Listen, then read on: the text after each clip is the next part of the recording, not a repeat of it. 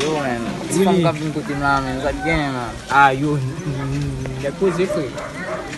E sa e bat men, an zè di m kap vin kote mla talwe la men. Kon ba yo nap tue, ma pose tan man zè la men. Ah, e sak pa mwa vo la baba, ou e pi wap fe jole bou, menm si se ma ou zo e. E ba wap ten fom A nan. kon ki eski mwen mwen Yo, chè, kon ki eski wili. e men nan tan e vini. So, e men go nan bazami a vo la tan. Tan man zè men, e ba kon sa li, vase, pe ya pa gen shit la dan fwe, pa gen shit la dan men. A m poste dan va men. Ap tue, e la la vini men. Yo, mi fom nan. Oh, se pa son bel ti moun de. A mi de palo mwen chè.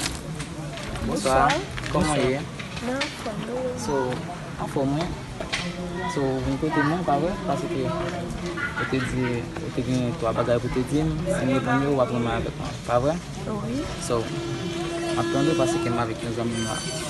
Ki so fè nan la vi mwen? So, mwen ba bon mati chè, mwen fè to a bagay nan la vi. Premièrement, ben chen, deuxièmement, baki, troisièmement, So bouti. am si te sa chè mwen? Oui, chè, fò mwen to a lez. Ki klas ou rive mwen? Ba bon mati chè, classe Miss Babe. Cadê o Paulo, MC?